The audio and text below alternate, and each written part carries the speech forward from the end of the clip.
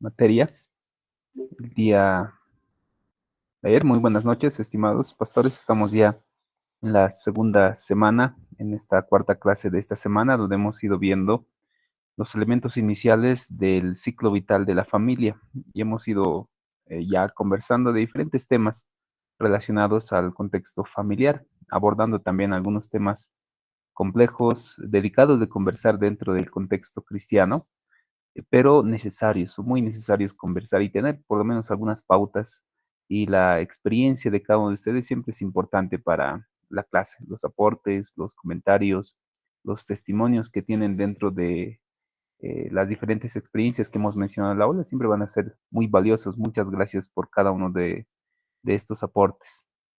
Hoy vamos a continuar con eh, donde nos hemos quedado el día de ayer. Permítame presentarles. Ahora sí. Ok, compartir.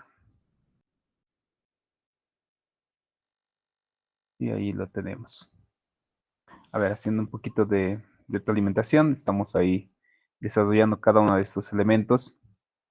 Hemos ido hablando acerca de las etapas del ciclo vital familiar, las transiciones y crisis familiares, y hoy vamos a avanzar en los últimos elementos también y coordinar para el fin de semana nuestra actividad ya inicial de los ejercicios que vamos a hacer durante estos sábados, que es el role playing de diferentes casos. Hoy vamos a dar también las instrucciones correspondientes. Ayer hemos quedado en este punto, hemos ido hablando acerca de la separación y divorcio como un último elemento que hemos conversado, y evidentemente es un tema muy delicado hablar en el contexto evangélico cristiano, eh, puesto que todavía igual se considera como un tema tabú, eh, por el desconocimiento de algunos, porque va muy cercano probablemente con el pecado del adulterio, porque la iglesia misma tal vez no tiene muchas herramientas o espacios o circunstancias o conocimientos para ayudar a las familias que están atravesando este tipo de situaciones. Sin embargo, es importante dar algunos lineamientos, como el día de ayer hemos ido mencionando, acerca de algunas pautas, por lo menos al respecto de razones o circunstancias muy particulares que podrían propiciar el asunto del divorcio en el contexto actual. Pasando al siguiente tema, tenemos ahí el detalle de la enfermedad y pérdida. Otro punto de transición y crisis familiares dentro de las congregaciones y también dentro de las familias en las cuales vamos a abordar.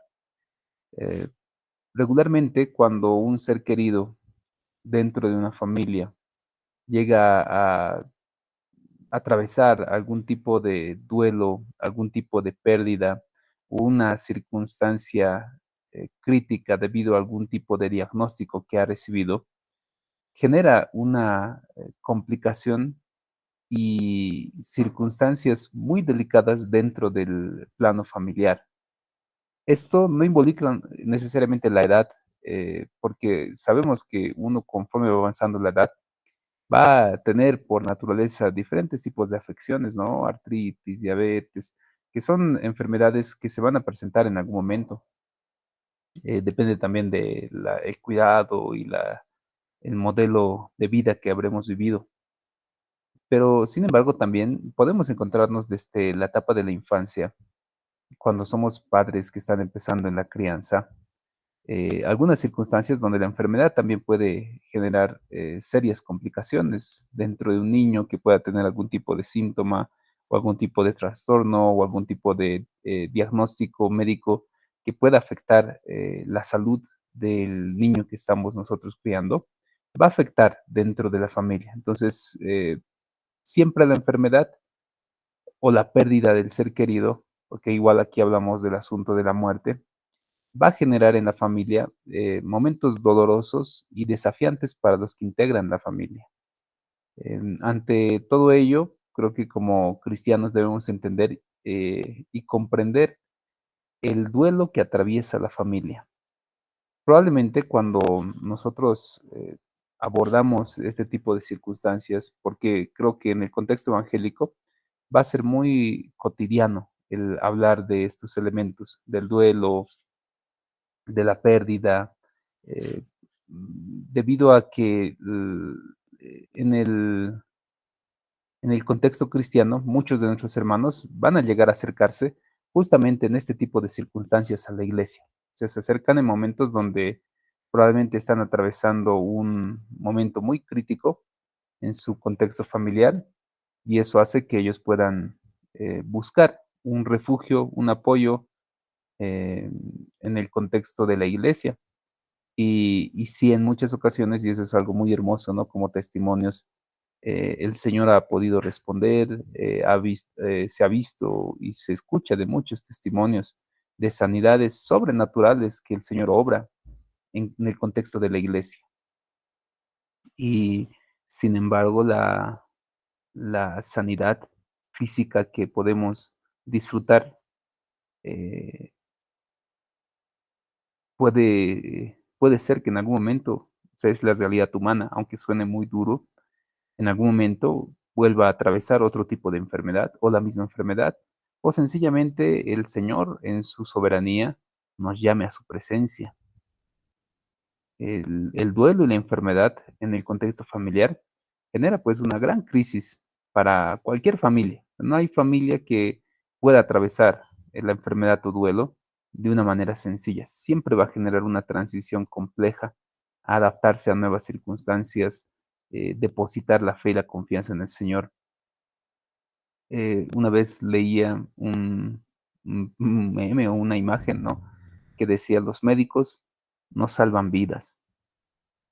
Y cuando solemos ver en algunas circunstancias, cuando los médicos, o utilizados seguramente por la mano del Señor, llegan a hacer una cirugía o llegan a hacer algún tipo de operación muy delicada y que por su habilidad, por la técnica que ellos han ido desarrollando, por los conocimientos que han adquirido, permiten que la persona pueda extender unos cuantos años más de vida. Y justamente es lo que hace la ciencia médica, extiende unos cuantos años más la vida del hombre, pero la vida del hombre inminentemente va a acabarse en algún momento. No sabemos cuándo exactamente. Sería lindo tener un marcador que nos diga cuántos segundos. Hay una película, no recuerdo qué se llama esta película, pero que tienen los personajes un contador de tiempo que tienen de vida, como una especie de reloj, y que pueden añadir minutos de vida y que pueden añadir horas, años de vida, pero ya ellos mismos se dan cuenta cuántos años les va quedando, cuántos minutos les va quedando. Y justamente es lo que también hace el médico. Creo que me estoy a punto de desviar. El médico extiende la vida del creyente, o sea, el no creyente y el creyente también. Le va a dar probablemente algunos cuantos años más de vida a quien tal vez ya tenía un diagnóstico médico terminal, y por obra milagrosa el Señor puede manifestar a través del médico. Ahí tal vez un particular. Hay congregaciones que impiden que sus hermanos asistan a un apoyo médico, o sea, asistan a comprar algún medicamento, asistan a ir al hospital, a alguna emergencia. Gracias, Pastor Josué. Esa es la película, El precio del mañana. Recomendable la película, ¿no? Para reflexionar, les animo a que si tienen tiempito para verla, es muy interesante. Les decía que es lamentable que algunas congregaciones cristianas impidan o prohíban a sus miembros a buscar apoyo médico.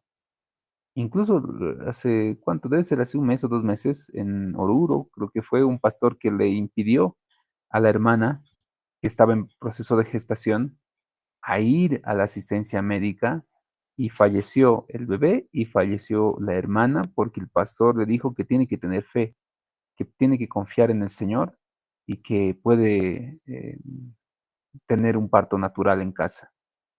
Es negligencia, es, como ayer mencionaba Pastor Luis, es pues complicidad de homicidio y no es correcto.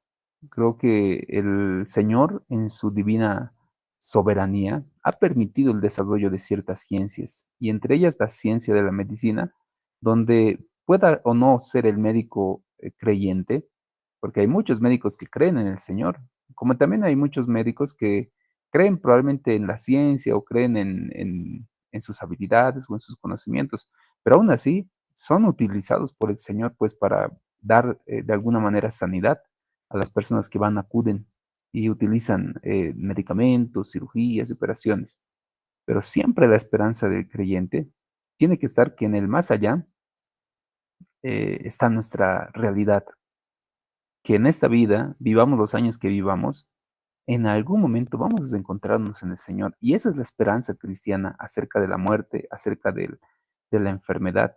Es una manera mucho más saludable el pensar de que la enfermedad no es un castigo, porque igual es otro diálogo que a veces maneja muchas personas e indolentes además con el sufrimiento de la enfermedad, cuando probablemente es una visita y sabemos que la familia o la familia que tiene un enfermo o una enferma de alguna condición y se le dice, no, es que probablemente has pecado, probablemente has hecho algo y por eso el Señor te está castigando. O sea, es muy indolente ese tipo de diálogos, sabiendo que la enfermedad ya de por sí es pues algo que está atravesando la familia y la persona. Y además de ello, ahora considerar de que es un castigo divino, eh, que puede o no, por ese caso, serlo, ¿no? No es que no sea, y no es que el Señor utilice, no pueda utilizar, pero es realmente muy indolente de parte de un creyente ese tipo de testimonios. Más al contrario, podría ser más esperanzador decirle, una hermana del Señor se puede glorificar, como cuando está escrito en el Evangelio de Juan,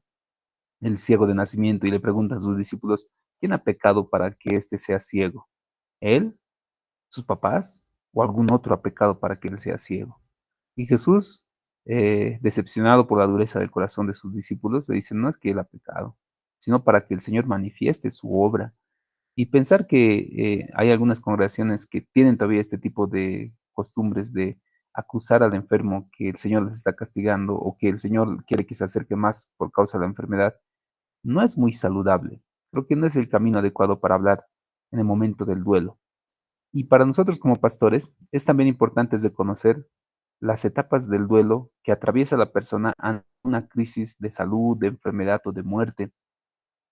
Quisiera compartirles esta imagen que manifiesta lo que se llaman las etapas del duelo. Toda persona, cuando va a encontrarse en algún momento crítico de su vida, se le da el informe de que tiene cáncer, se le da el informe de que es un tumor maligno que se está desarrollando y no es operable, se le da el informe que tal vez su diagnóstico médico no es favorable o en el peor de los casos, ¿no? Lamentablemente ha fallecido su ser querido. La persona va a atravesar esta serie de proceso de entender todo lo que ha ocurrido. Una etapa inicial es el duelo o la crisis. Todo ese proceso sucede. La persona entra en crisis, entra en conocimiento de lo que le está pasando o de lo que ha pasado, la muerte de su ser querido, el entender de que ahora está con un diagnóstico médico terrible y va a entrar en un proceso de crisis. Este proceso de crisis se puede manifestar como una conmoción, una persona que probablemente va a manifestarlo a través de llanto, de la frustración, y es todo este proceso que va a ir atravesando.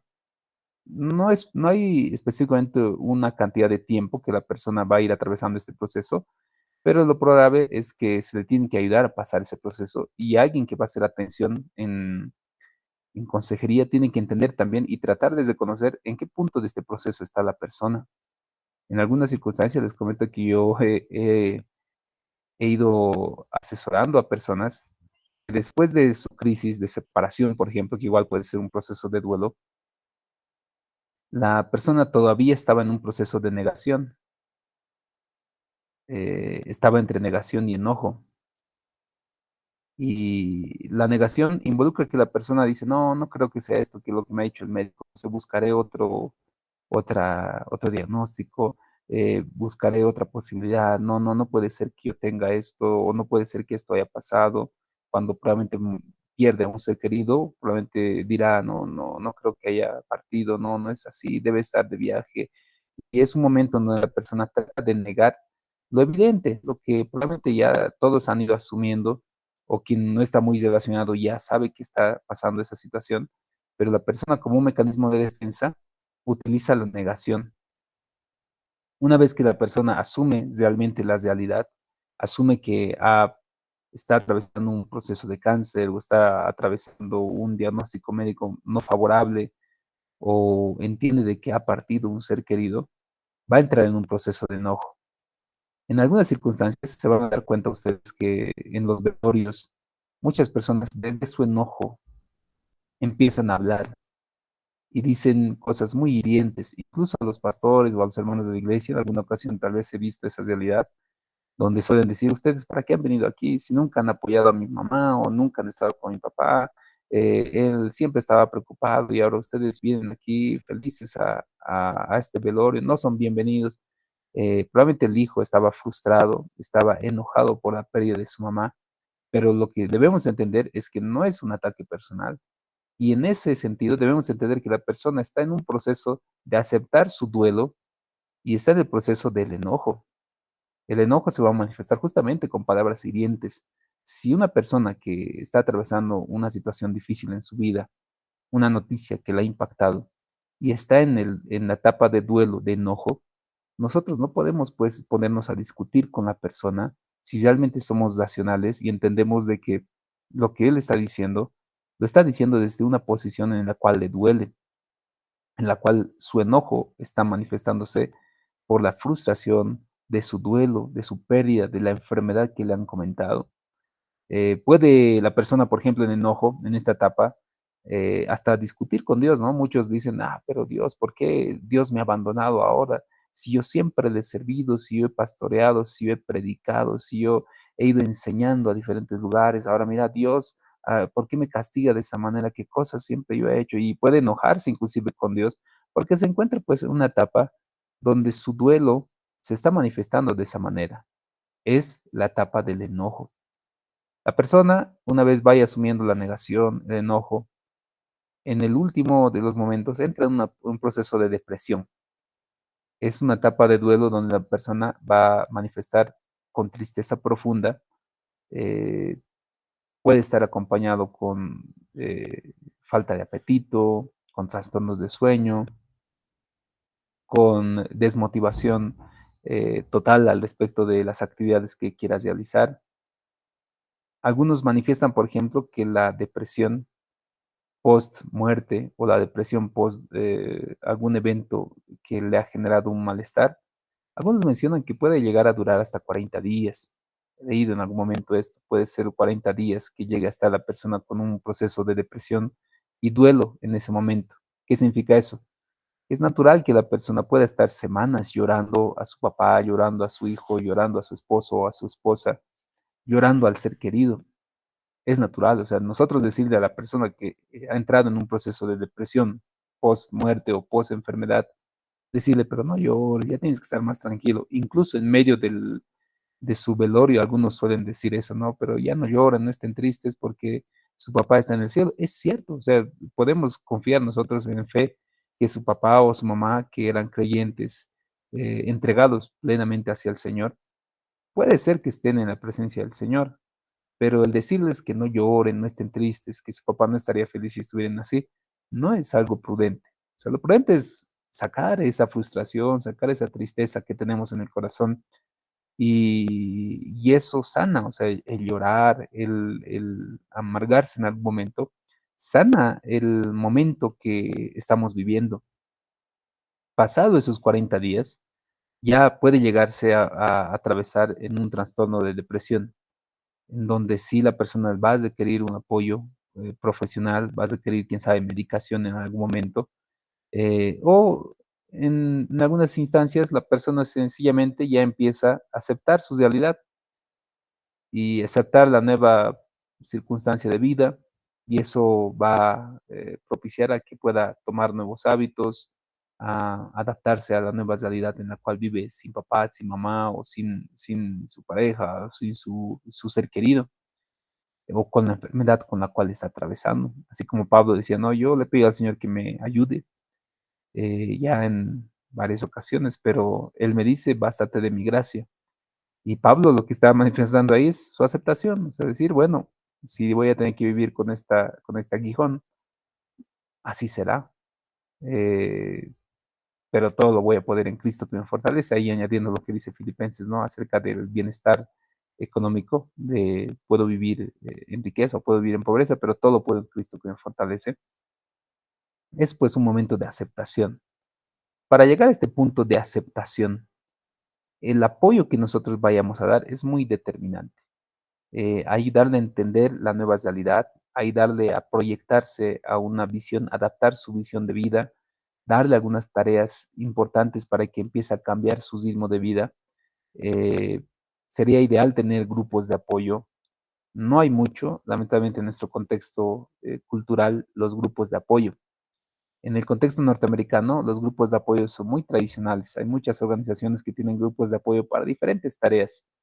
Sería interesante, ¿no? Si alguno, por ejemplo, tiene o quiere una idea de proyecto, trate de elaborar proyectos de grupos de apoyo, de alcohólicos, de personas con cáncer, de personas que están atravesando alguna circunstancia particular, duelo, pérdida. Tener un grupo de apoyo hace que la persona pueda aceptar su realidad con mucho más firmeza, porque ve en otros lo que ellos han ido atravesando y eso le ayuda a estar mucho más acompañado en todo ese proceso. Pero si la persona, nosotros no le vamos a dar un acompañamiento o un apoyo, probablemente le va a costar mucho más. En la última etapa de duelo es la etapa del aprendizaje. Cuando ya la persona asume cuál es su realidad y saca todo un aprendizaje de todo este proceso, saca incluso el aprendizaje de la muerte, el aprendizaje de la enfermedad y puede de una vez empezar a proyectarse hacia su nueva realidad. Eh, es más o menos el proceso que en algún momento nosotros hemos atravesado. Si ustedes recuerdan probablemente el día en el cual han sufrido un duelo, una pérdida, una separación, han ido atravesando cada una de estas etapas. Les decía, no es que es de forma automática cada uno va pasando. Algunas sí. O sea, algunas inmediatamente asumen la crisis, diciendo, pero no, no creo, no, no puede pasar, se da cuenta que ya es una realidad, se enoja por algunos instantes y dice, no, no quiero que me hables, estoy molesto, y llora porque en su frustración no sabe qué hacer, pero dice, ya bueno, tengo que levantarme rápido porque soy papá, porque soy pastor, porque soy, y a los pastores evidentemente esto lo tenemos que atravesar rápido. En muchas circunstancias me han pasado que todo este proceso de probablemente un endeudamiento, probablemente alguna circunstancia dentro de la iglesia, hace que yo tenga que pasar todo este proceso y salir lo más pronto posible. A veces tenemos que tratar de ser de alguna manera más hábiles en atravesar todas las etapas del duelo, pero algunos nos cuesta más. Algunos nos quedamos muchos meses, mucho tiempo negando la realidad y enojados. Hay muchos hermanos que viven enojados con la iglesia, enojados con sus parientes desde la muerte de su ser querido. Hay muchos que mantienen un enojo con el Señor porque según ellos Dios les ha quitado a su papá o a su mamá, o a su hijo, o a su esposo, o a su esposa, o al ser querido. Siguen todavía con ese enojo y abandonan la iglesia, ya no quieren más. ¿Qué es lo que ha pasado? Que ante la crisis, ante la negación, se han quedado en el enojo, no han asumido la tristeza que involucraba ese proceso, la depresión. Les cuesta aceptar esa realidad, que lo que Dios hace no es quitarnos a un ser querido, lo que nosotros creemos como cristianos es que es un punto de reunión, es que Dios en esta vida nos da años limitados y todos vamos a encontrarnos tarde o temprano con la muerte y vamos a encontrarnos ahí con el juicio de que el Señor tiene preparado para sus hijos también y porque ha ido a prepararnos morada a cada uno de nosotros. Eso nos hace a los cristianos atravesar la muerte, el duelo de la enfermedad con mucha más entereza que alguien que no está en Cristo. Pero los que estamos en Cristo aceptamos con mayor tranquilidad y podemos atravesar este proceso con mayor facilidad. No es que sea fácil, no es que sea sencillo, pero con acompañamiento es mucho mejor todavía. ¿Alguna pregunta ahí al respecto de los procesos del duelo?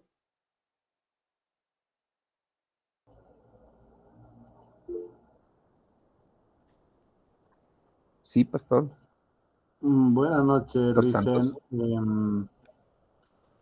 No sé si aquí, creo que hay también algunos facilitadores. Hay un programa internacional que se llama Sanando Heridas del Corazón, ¿no? Y acá en Bolivia lo maneja Sociedad Bíblica, pero con un equipo que está con sede Cochabamba, que se llama Trauma Healing. Y precisamente este programa encara el problema precisamente de la muerte, accidente, etcétera, etcétera, todos los problemas, pero a partir del fundamento de la Biblia. Entonces se organizan las mesas y se prepara a los facilitadores y estos evidentemente se desplegan en sus ciudades, ¿no? Yo creo que ha avanzado harto, yo últimamente no estoy participando y creo que es un tema que deberíamos incluir. Nosotros hemos tenido en la iglesia esta presencia y ha impactado no solo en la gente que tiene problemas, porque todo el mundo tiene algún problema en el corazón. Y eso evidentemente repercute no solamente para aquel que está con depresión, etcétera, sino mientras no sanemos el corazón, no tenemos una integridad en todo lo que podamos hacer en la familia pastoral, en la iglesia cristiana o en el trabajo, en otro lugar. Evidentemente,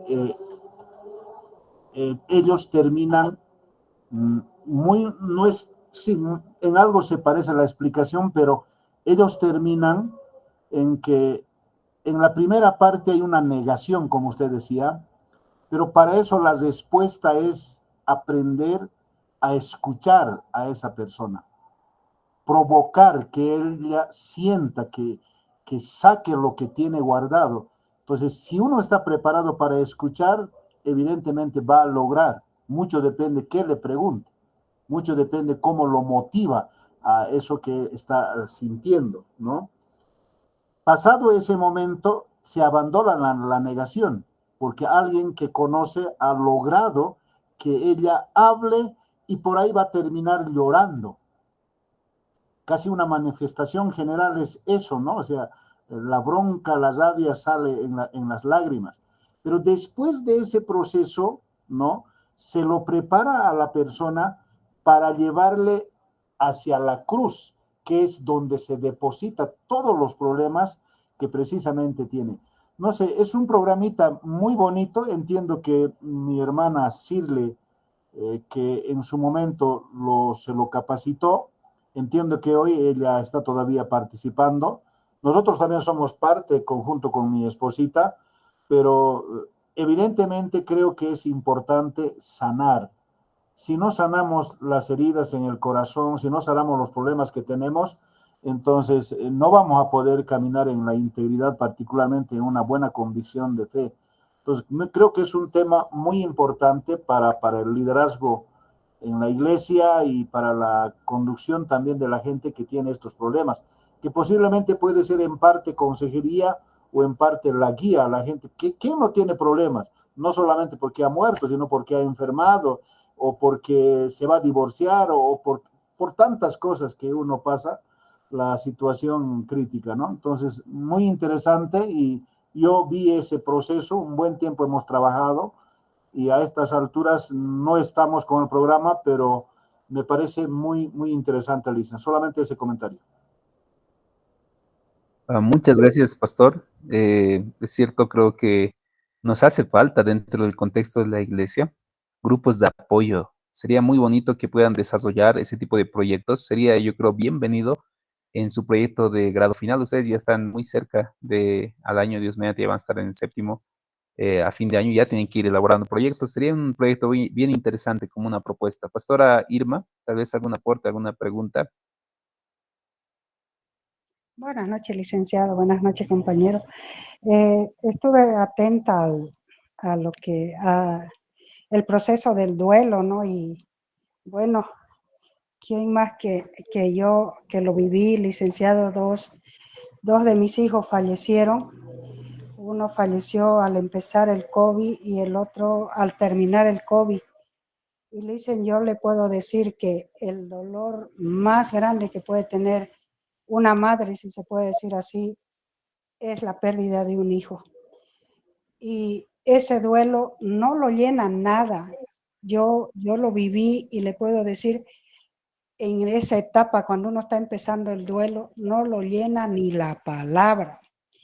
Somos pastores, predicamos la palabra, pero cuando estamos en ese momento de una pérdida de un ser querido, mucho más un hijo, no lo llena uno ni la palabra.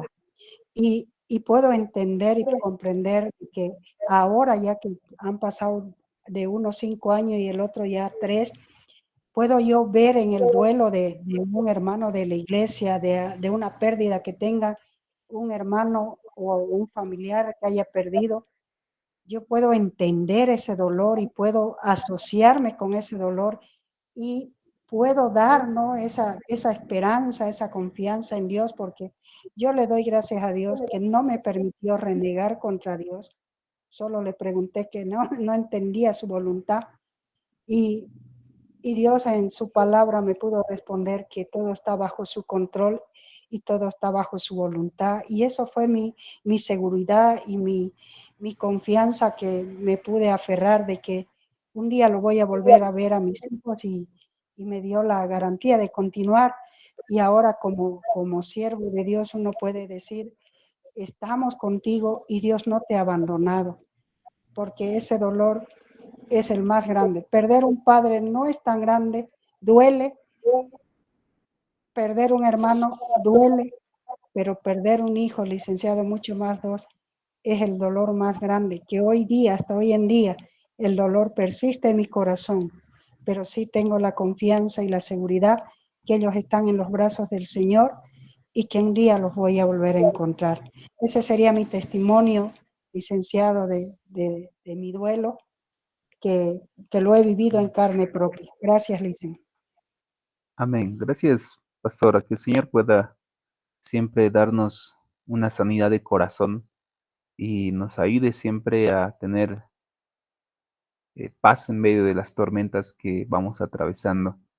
Acerca del duelo también, eh, probablemente para algunos la muerte de un papá puede ser algo trágico, trágico, al grado de querer ellos mismos abandonar su vida.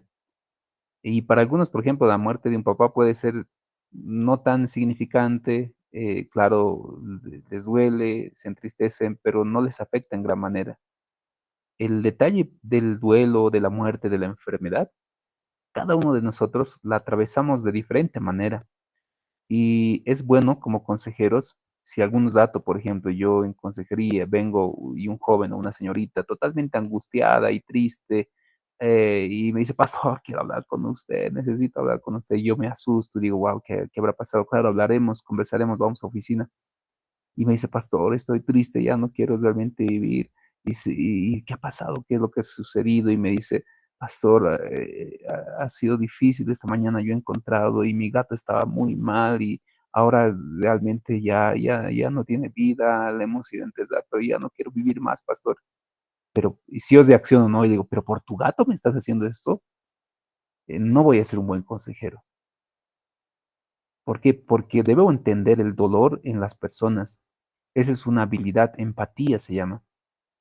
Es una habilidad que tenemos que generar en nosotros, porque lo que tal vez a mí no me duele, es decir, la pérdida de un gato, porque tal vez no son muy afín a las mascotas, porque no entiendo la cercanía que la persona ha tenido con su mascota, y me dice muy afligido, muy adolorido, y me dice, he perdido a mi gato, y ya no quiero vivir porque era mi compañía, era mi amigo, siempre estaba ahí conmigo.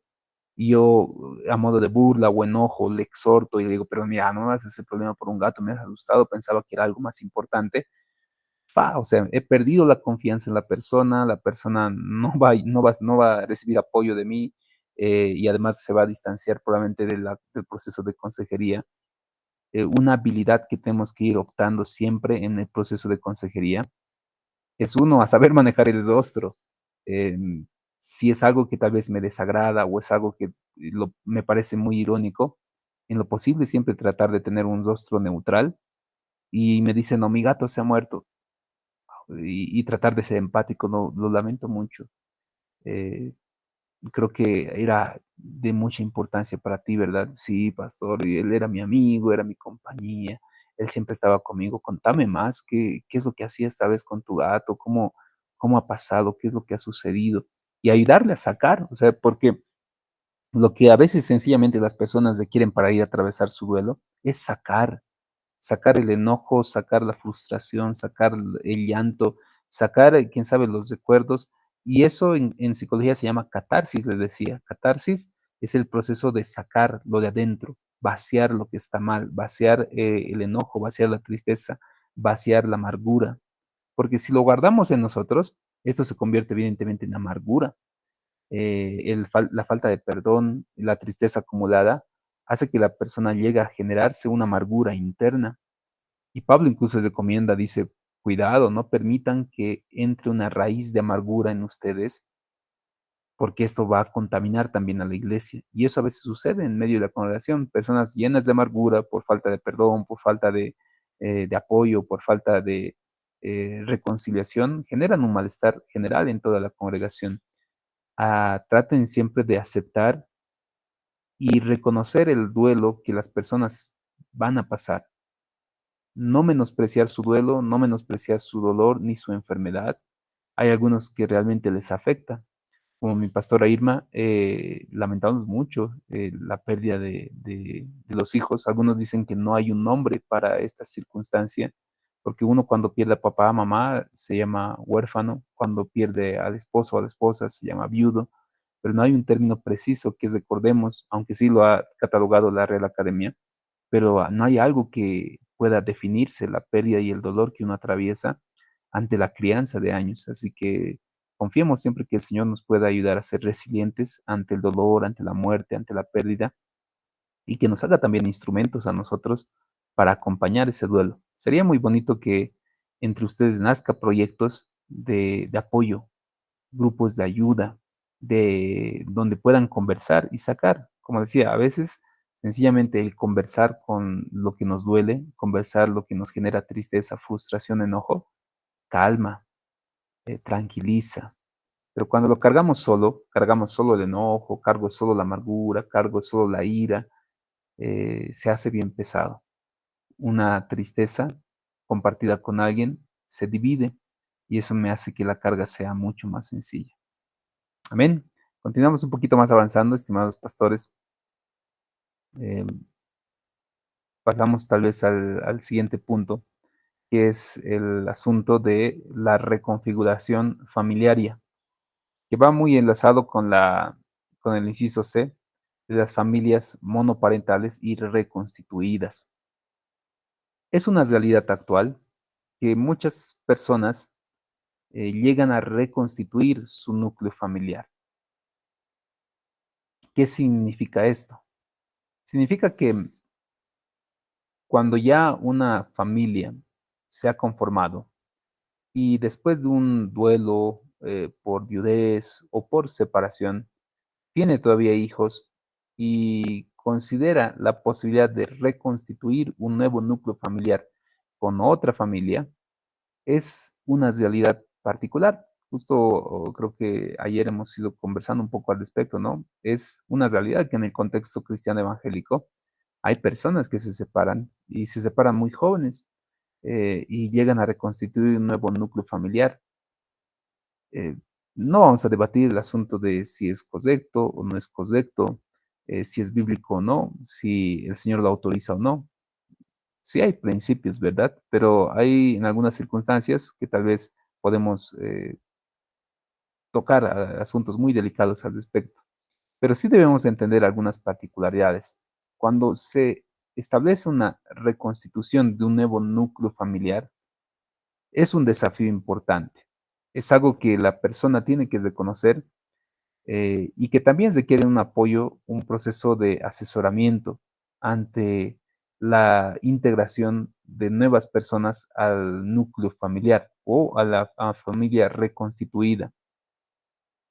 Hay algunos elementos que se pueden tratar de meditar entre la pareja, principalmente el conflicto que suele presentarse más allá de la relación, es el asunto de los hijos que puedan tener. Eso va a desencadenar un gran conflicto en las parejas o familias deconstituidas. Eh, el asunto de la crianza, el asunto de la disciplina, el asunto de la confianza que van a ir desarrollando como familias deconstituidas, involucran un gran desafío. Como dice ahí, aparte de los elementos económicos, emocionales y sociales que involucra el reconstituir un nuevo núcleo familiar, más todavía pensando en el contexto cristiano, el elemento de los hijos va a ser una tarea que puede poner en riesgo la relación de este nuevo núcleo familiar. Entonces, es bueno que ya previo a el establecer su nueva relación, puedan llegar siempre a acuerdos saludables para la educación, para el cuidado de sus hijos, ¿no? Hay una frase que dice sus hijos, mis hijos y nuestros hijos, porque probablemente vaya a ser una realidad. Los hijos que vienen con la pareja, los hijos que la misma persona tiene y los hijos que probablemente van a tener ambos juntos. Eso involucrará una responsabilidad económica, involucrará también un cuidado emocional. Les decía que los hijos pueden llegar a estar muy afectados, más si todavía la persona o los hijos tienen todavía a su papá presente. Es otro desafío particular. Eh, es una situación que vamos a verlo en algún momento, probablemente en nuestras congregaciones, y para ello es bueno estar siempre atento a tratar de darles algunas pautas importantes. Uno, puedan establecer límites claros como matrimonio, es decir, hasta dónde yo puedo disciplinar a tus hijos, hasta dónde va a ser los recursos que vamos a aportar juntos, porque son elementos, decía el día, entre las primeras clases que hemos pasado esta semana, 3 elementos de conflictos de parejas regulares: finanzas, comunicación e intimidad. Y dentro de los núcleos reconstituidos, el asunto de finanzas puede ser un gran problema, siempre y cuando la familia no pueda ser solvente. Entonces es bueno determinar sus límites, decir, bueno, vamos a comprar a todos por igual, para todos, debería ser lo ideal. em, el cariño, el cuidado debe ser a todos de la misma manera. Si tenemos todavía los padres que no son parte de nuestro núcleo familiar, pero van a tener una posibilidad de visita, una posibilidad de celebración de cumpleaños, son elementos que se tienen que conversar, porque no podemos ignorar que a pesar de que ahora se ha conformado un nuevo núcleo familiar, si todavía siguen los papás de sus hijos, van a ser parte todavía de esta relación. Es complejo, evidentemente, y hay que tratar de promover siempre, como dice ahí, la comunicación y respeto dentro de este tipo de familias. Como iglesia creo que es importante ir siempre proponiendo el proceso de consejería, generar, quién sabe, asesoramientos individuales a cada parte de esta nueva familia, tanto a los hijos, tanto a los esposos que han decidido conformar un nuevo núcleo familiar. Em, ahí, ¿no? Lo que pueden ir apartando. Sexualidad y relaciones de pareja. Otro elemento también muy tabú en el contexto eh, familiar y más todavía en el contexto cristiano evangélico. En la Edad Media, la sexualidad en pareja era considerado únicamente con fines reproductivos. No se consideraba el asunto del placer en el contexto matrimonial y si la relación sexual en pareja eh, no tenía un fin reproductivo, se consideraba pecado. Lamentablemente en el contexto evangélico, algunos todavía siguen pensando en esa posición. Si fuese así, o sea, si fuese así esa realidad, utilizando un poquito la lógica, Dios hubiese permitido que ante cualquier acto de encuentro sexual entre un varón y una mujer, la, la reproducción humana tendría que ser cotidiano, o sea, tendría que ser en cualquier acto. Sin embargo, Dios ha permitido en su soberanía los ciclos ovularios femeninos, en donde no en todos los días del mes son fértiles, sino en días precisos. Y los demás días involucra también un espacio en donde la familia se llega a fortalecer a través del vínculo que van a tener como pareja. Eh, es importante hablar de estos temas dentro de la iglesia, especialmente con las parejas dentro de la congregación. Les voy a repetir, creo que es la tercera vez. Intimidad, finanzas y comunicación son elementos que van a generar conflictos en pareja. Les hacía un poquito de reflexión. Hay familias que el esposo es amable, que el esposo es trabajador y que la esposa también es amable, trabajadora, buena madre, cuida a sus hijos, son buenos cristianos ambos, pero de la noche a la mañana o el esposo o la esposa se fue con otra mujer. ¿Qué es lo que ha sucedido? ¿Qué es lo que ha pasado? Aparte de la dureza de su corazón, y no es que les faltaba economía, parece que hablaban de buena manera, pero simplemente desapareció, se fue con otra persona. ¿Qué ha sucedido? Probablemente el asunto de la intimidad es determinante en muchas parejas, más si todavía el contacto físico en su lenguaje de amor sea un elemento clave. Les decía que Pablo recomienda en la palabra de Dios que el hombre y la mujer no deberían separarse por mucho tiempo, y si se separan solamente por razones de oración, pero vuelvan lo más rápido y cumplan su deber conyugal. El libro de Cantares es un libro que habla explícitamente acerca de la intimidad en pareja. No es pecado, no es pecado conversar esto dentro de la orientación prematrimonial, pero sí hay que tratar de hablar con mucha propiedad. Lo ideal probablemente puede ser una consejería de pareja apoyada, quién sabe, del esposo, de la esposa, del pastor, y dar tal vez una indicación mucho más precisa, mucho más amplia y capacitarse. Creo que no hay muchos especialistas en el tema dentro del contexto evangélico, pero uno que he ido viendo, creo que igual, son varios libros que les he mencionado, ¿no? Igual de David Ormachea, es el libro Sexualidad con propósito. Muy buen libro, es recomendable para hablar de este tema, donde David va a dar algunas puntualizaciones importantes acerca de la intimidad en pareja. Entre los principios que menciona, voy a leerles, es uno, la sexualidad es un regalo de Dios, es algo para celebrar, disfrutar dentro del contexto de una relación comprometida, en el contexto familiar. Es, debemos entender de que la sexualidad en pareja no es algo que Dios condena. O sea, la sexualidad en el contexto matrimonial es un regalo de Dios, es una gracia de Dios para celebrar y para disfrutar. El cuerpo humano tiene diferentes eh, puntos nerviosos sensitivos a lo largo de todo el cuerpo. Todo el sistema nervioso genera puntos sensibles y en una relación sexual involucra también eso. ¿Qué implica esto para la pareja? Implica que la pareja debe entender de que el acto sexual no solo es un acto coital, sino que involucra todo un contacto físico, emocional, en el cual debe reconocer también, debe llegar a entender su sexualidad y debe llegar a entender también la sexualidad de su pareja. Mm, nadie sabe esto, ¿no? Nadie nace sabiendo.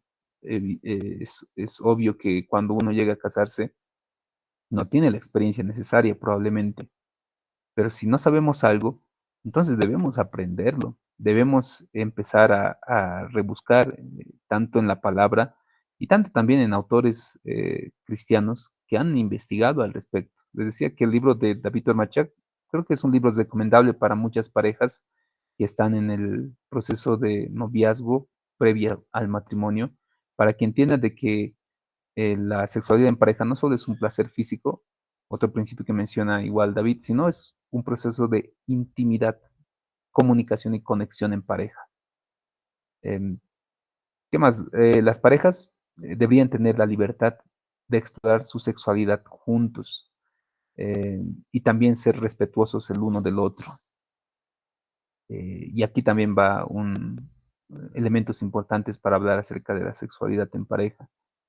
El conocimiento de ambos y el placer de ambos es en conjunto, pero se debe entender también los límites y conocimientos del otro. Por eso el conocimiento acerca de su sexualidad o buscar libros como el de David Ormachea debería leerse en conjunto, en pareja, para que ambos puedan ir resolviendo sus dudas, ambos puedan ir experimentando y haciendo de su lecho matrimonial un momento importante de comunión entre ambos, de intimidad, de conexión, porque caso contrario, vamos a encontrarnos también en situaciones, como les comentaba, ese hermano que escribió en el papel donde decía, yo ya voy más de 6 meses sin contacto con mi esposa, ella no quiere. Así decía tristemente.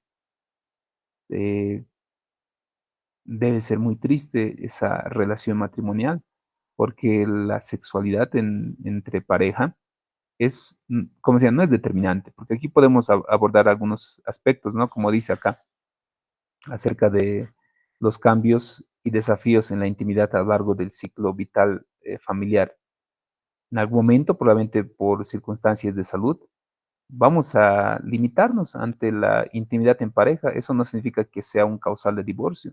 Son circunstancias bien particulares que puede hacer que nosotros tengamos un espacio en el cual no vayamos a tener intimidad con nuestra pareja, pero la conexión que hemos desarrollado a lo largo del tiempo involucrará también ese proceso de continuidad. O sea, no ya será un acto sexual coital, pero pueden tener todavía una intimidad en pareja, pueden tener todavía una conexión emocional, una conexión física también, siempre y cuando tengan una buena comunicación.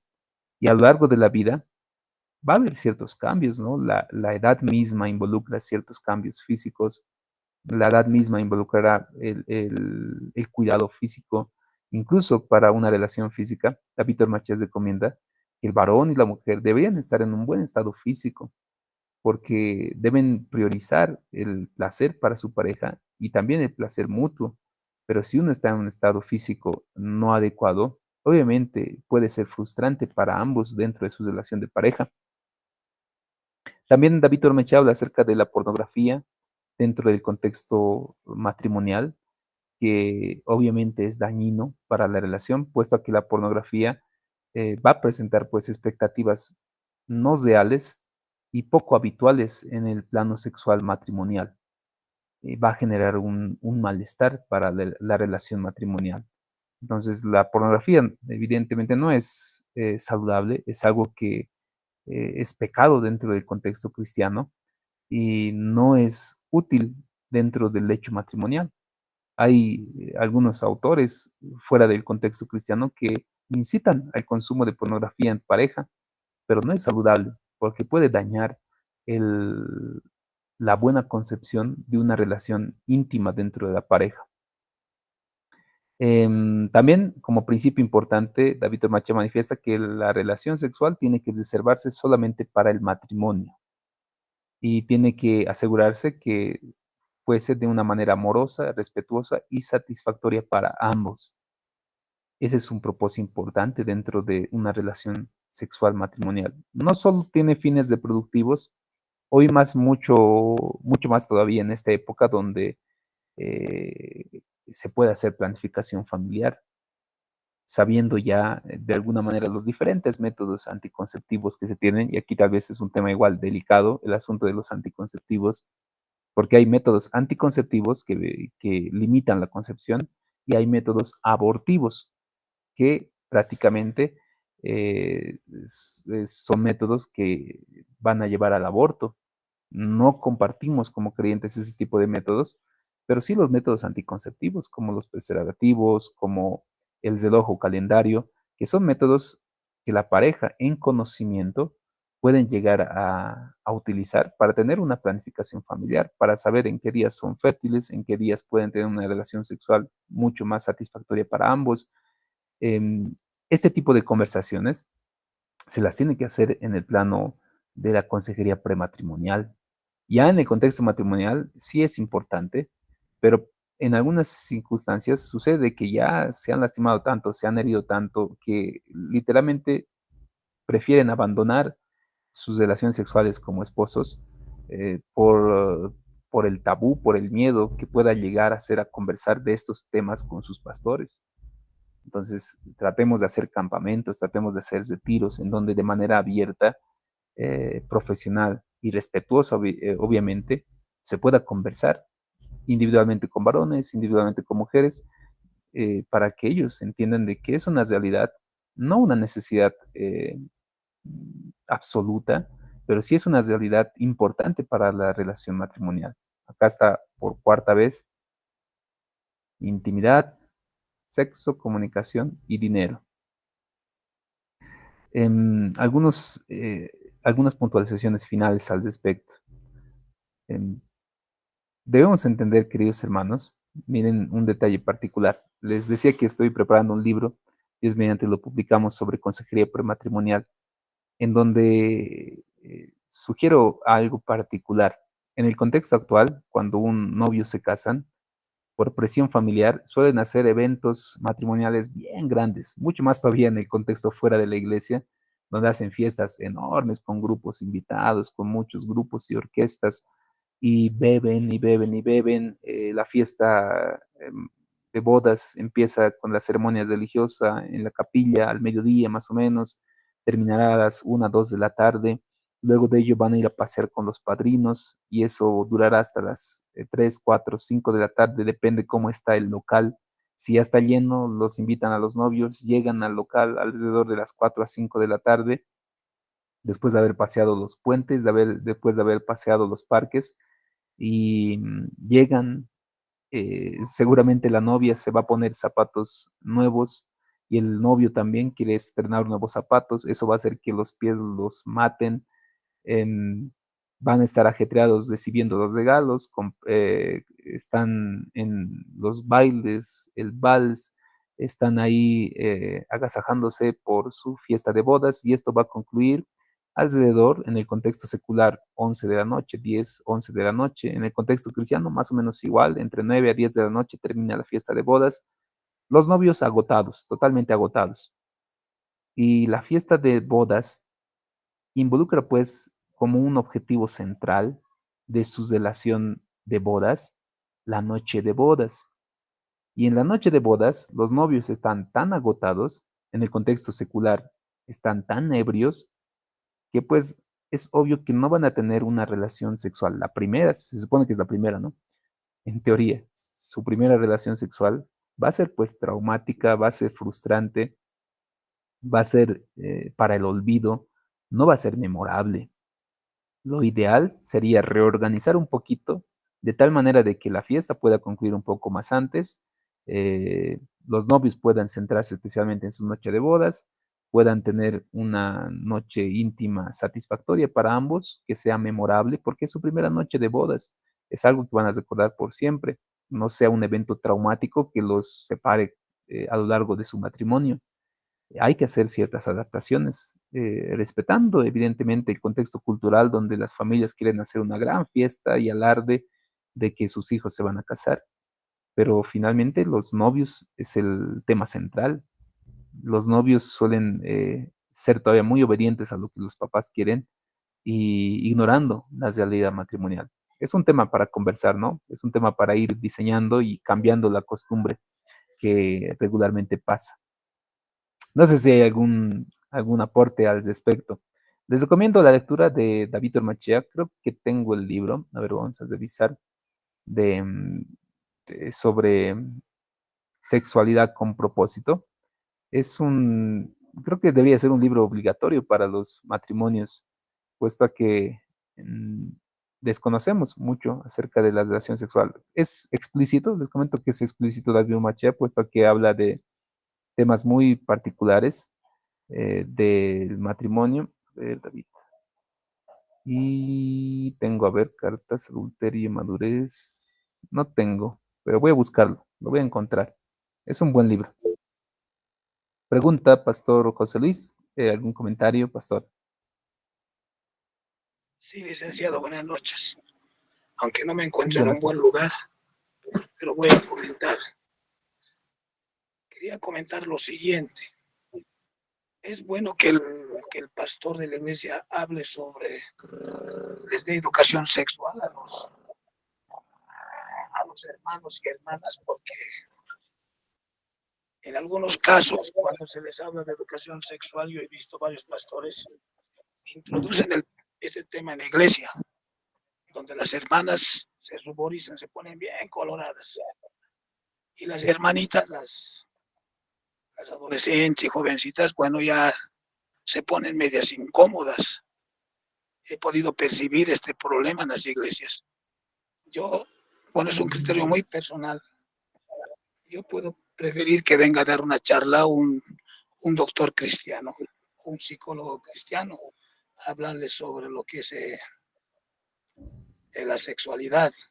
¿Por qué le digo esto? Yo fue mi docente de la universidad, la psicóloga Marinés Salazar. Ella lo explica de una forma tan simple lo que es la sexualidad, claro, utilizando los términos reales, ¿no? Pero lo da de una forma tan didáctica que todo el mundo lo entiende, inclusive los jóvenes. No sé si los pastores están preparados para dar estas charlas en las iglesias, ya que muchas veces al dar estas charlas despiertan el interés en los jóvenes. Y esto yo he podido percibir en los colegios, porque en los colegios se les da educación sexual. Inclusive se trae el pene, traen inclusive lo que son los condones, los colocan en el curso, los profesores de biología hacen eso. Pero ¿qué también ocurre? Que empiezan a despertar el interés en los jóvenes. O sea que hay que tener mucho tino para dar sexualidad en la iglesia. Pues yo recomendaría contratar un profesional cristiano, un doctor, un psicólogo para que dé estas charlas. Pero yo creo que se debería dar a personas que tengan ya criterio, porque de otra manera yo creo que ya no va a dar buenos resultados en la iglesia, porque un pastor que esté dando ahí, hablando de sexualidad, yo no lo veo bien. Ahora en el caso del duelo, como dijo una pastora, que fallecieron sus 2 hijos, yo creo que es una buena experiencia que ella podía dar consejería porque ha pasado. Hay que pasar ese momento para dar consejería. En mi caso, por ejemplo, no hace mucho murió mi hermano menor, mi otro hermano del medio, y este año murió mi papá. Y entonces, hablar de duelo es realmente, no es fácil, licenciado. Y que al día siguiente toque predicar todavía. Mi padre murió un día jueves y el domingo me tocaba predicar a mí. Y realmente uno siente el vacío, pero de alguna forma, como creyente, el Señor nos sostiene. Gracias, licenciado. Amén, pastor. Muchas gracias por el aporte, pastor. Bueno, hermanos, esta última parte vamos a pasar a distribuirnos los papeles que tenemos en el simulacro de consejería dentro de la materia. A ver, Pastor Fidel. Buenas noches, licenciado. Buenas noches, compañeros. Solo un detalle quisiera comentar. Dentro de los pastores, no todos los pastores manejamos ciertos temas, pero conozco yo pastores que manejan, son expertos en manejar, como dijo usted, David Ormachea. No es un Ormachea más, pero en cada institución hay elemento humano que se aproxima para tratar o tiene por lo menos autoridad para hablar sobre ciertos temas. Es cierto que el pastor debe dominar todos los temas. El pastor debe seguir estudiando todos los temas que la vida tiene. Entonces, el estudio del pastor no termina en el seminario, no termina en la universidad, no termina en el instituto bíblico. Yo he terminado hace más de 50 años atrás en el instituto bíblico, pero son en estos últimos años las que he aprendido más. ¿Por qué? Porque sigo estudiando, procuro profundizar los temas que la gente necesita. Entonces, quiero en concreto decir, el pastor debe procurar especializarse o ver algún otro pastor que está dominando el tema, ¿no? Hablar.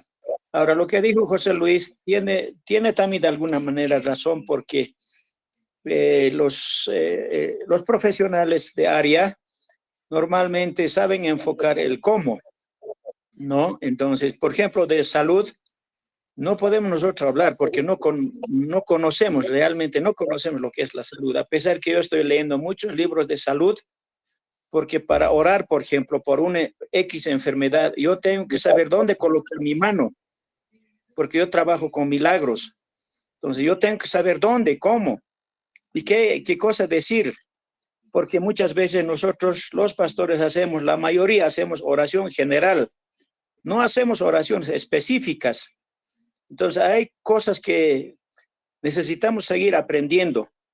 Entonces, creo que en partes, tanto el pastor debe escoger un elemento humano. Yo, por ejemplo, hace unos años atrás he soñado tener retiro de parejas, expresamente para parejas. Pero en la iglesia donde he estado pastoreando, teníamos también clases divididas para los recién casados. Y ahí podíamos hablar acerca de la sexualidad, cómo relacionarse, porque no es tan fácil. No podemos hablar a la iglesia en general, pero sí se puede hablar en ese nivel o a parejas un poco más, digamos, más maduros, se puede hablar, porque el amor o el matrimonio se necesita pues regar como un jardín. Si no lo hacemos, el jardín se va a marchitar y luego vamos a aparecer con esa situación de buscar en otros. Hasta he escuchado decir, yo estaba orando siempre por la segundina y ahora recién con la segundina soy feliz. No es así, eso es demoníaco, para mí es demoníaco, en particular para los pastores. Todavía los miembros, porque son ignorantes, no saben bien de la palabra, entonces pueden tomar decisiones equivocadas, pero el pastor, hay un lineamiento, hay un requisito, tanto en Timoteo, en Tito, los requisitos para un pastor. Para el pastor es radical los requisitos. No podemos nosotros obviar esas situaciones. Entonces, solamente quería hacer ese comentario. Gracias, licenciado. Bien, pastor, muchas gracias. A ver, para ir avanzando este detalle, el fin de semana, queridos pastores, como les había comentado, vamos a tener un tiempo de role-playing, donde vamos a ir ejercitando de alguna manera la tarea de consejería cristiana en el contexto eclesial, para lo cual vamos a distribuirnos en el aula diferentes casos individuales de pareja, familiares, casos diversos. En total son 20 casos los cuales vamos a tratar de desarrollar la mayoría de ellos y involucra escoger uno de estos casos. Les voy a presentar esto dentro de nuestro grupo de WhatsApp y pueden ir escogiendo por orden de llegada, ¿no? Les voy a compartir al grupo de WhatsApp y ustedes lo van a revisar y supongo que, digamos, yo voy revisando y si quiero hacer un grupo de pareja, por ejemplo, problemas de comunicación, Miguel y Andrea, son nombres ficticios, evidentemente. Entonces yo hablo con uno de mis compañeros y diré, ¿podemos hacer este caso juntos? O diferencias religiosas, haremos este caso juntos. Entonces me van a decir en el grupo de WhatsApp, supongamos, ¿no? Un aleatorio estoy mencionando, digamos, pastora Irma con pastor Fidel, digamos, un hipotético. Eh, entonces ahí yo voy a anotar pastora Irma con pastor Fidel. Entonces este caso ya va a estar reservado para ese caso. Entonces, pues les decía, lo vamos a hacer por orden de llegada, así que inmediatamente traten de ir revisando los casos que ya están marcados o que ya han dicho, no, yo voy a ser pastor, ansiedad de un adulto joven. Ahora, miren, un particular. Una vez que yo ya defina mi caso, vamos a sortearnos el orden de presentación. Y ya todos tendríamos que estar listos para hacer nuestro caso. Me dirán, pero pastor, ¿cómo voy a saber cuál es, qué tengo que decir o qué tengo que hacer?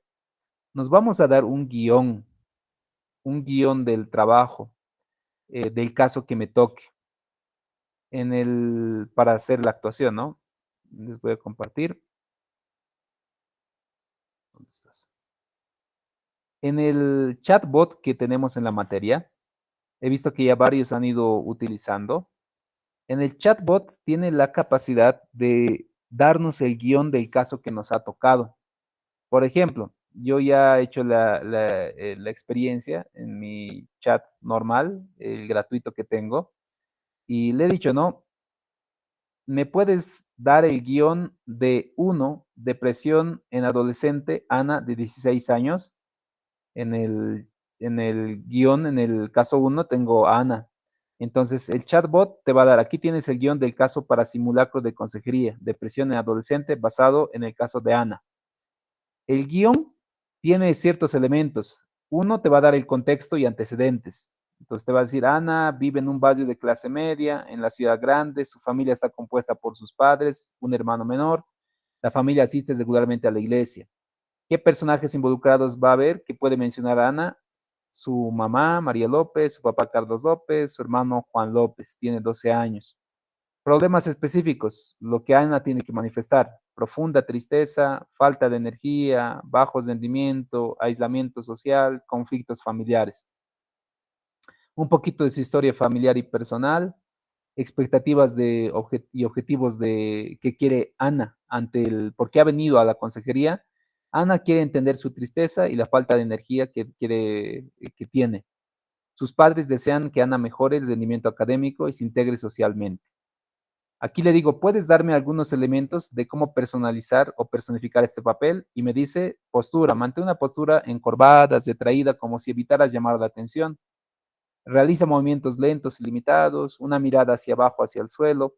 O sea, recuerden, en esta tarea, queridos pastores, cada uno de los que vamos a hacer el role playing, necesitamos dar lo mejor que podamos de actuación para que los que estemos en el curso, que vamos a ser los consejeros, podamos ver la realidad del personaje, podamos ver si en algún momento nos vamos a encontrar con un personaje similar, saber cómo tratarle, saber cómo conversar con esta persona. Ahí igual me dice, ¿no? ¿Qué tono puedo utilizar? ¿Qué ritmo puedo utilizar?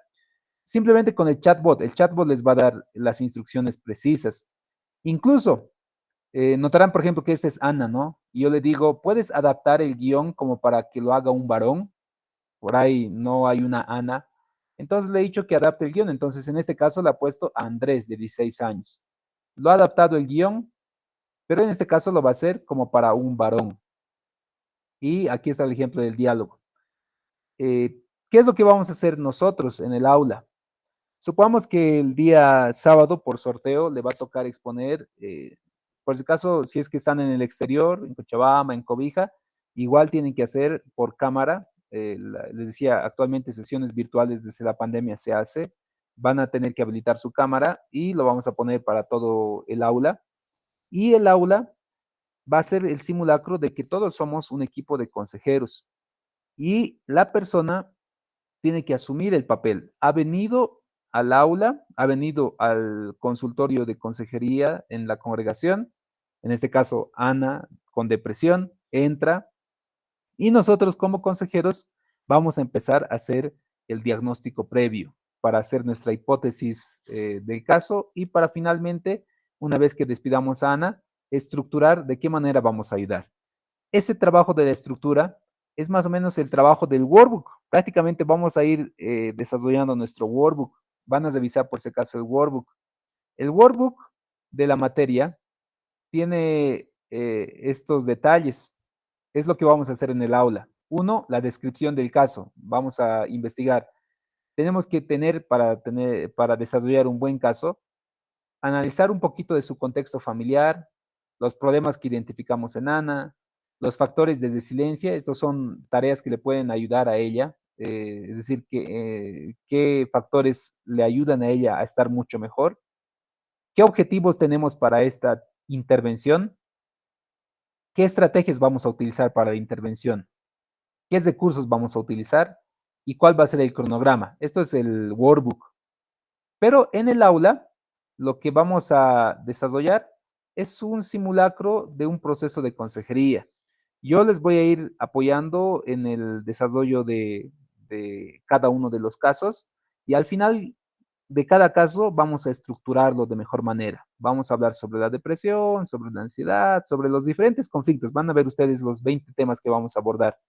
Y vamos a dar algunas tareas también. Si alguno en su experiencia, por ejemplo, tiene algunas tareas terapéuticas que podemos sugerir a Ana o a todos los personajes que tenemos, lo va a poder aportar también dentro de la clase. Así que nuestras clases de los sábados van a ser bien dinámicas y necesitamos de que cada uno de ustedes asuma el rol que le corresponde en la actuación.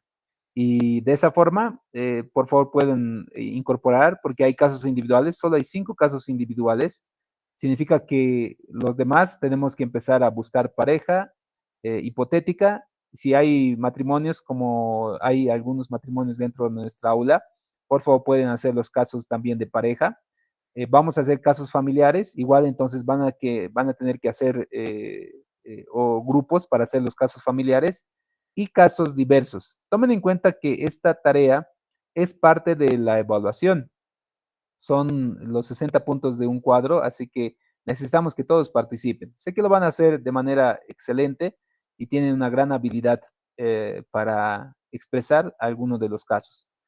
¿Hay alguna pregunta acerca de cómo tenemos que hacer? Les repito cómo vamos a proceder. Les voy a compartir enseguida al grupo de WhatsApp la distribución de los casos de aula y en base a esa distribución ya ustedes tienen que escoger qué caso van a hacer. No pueden repetir los casos por si acaso. Una vez que ya un caso está apartado, los demás tienen que ir buscando otro caso y así hasta que rellenemos cada uno de los casos. En lo posible, si alguno puede hacer 2 casos, está bien. O sea, si yo ya he hecho un caso individual, pero quiero apoyar a mi compañero para hacer un caso grupal, está muy bien. Obviamente va a ser más ponderado si hacen más casos, pero háganlo de la mejor manera posible. Preguntas, pastores. ¿Está claro? ¿Quién les va a dar el libreto? Pueden pedirme el libreto, tengo también para darles, pero preferiría que puedan conversar con el chatbot. Recuerden que estamos impulsando esto del chatbot. El chatbot tiene la capacidad de darles el libreto del tema que han escogido y ayudarles a cómo van a hacer el caso. Les va a dar algunas sugerencias, algunas pautas para que ustedes puedan hacer el caso de la mejor manera. ¿Está bien? Entonces, quedamos eso para el día sábado. El día sábado vamos a hacer ya nuestros casos. Una vez que ya tenga toda la lista, esto de los casos lo vamos a rellenar hasta el día de mañana.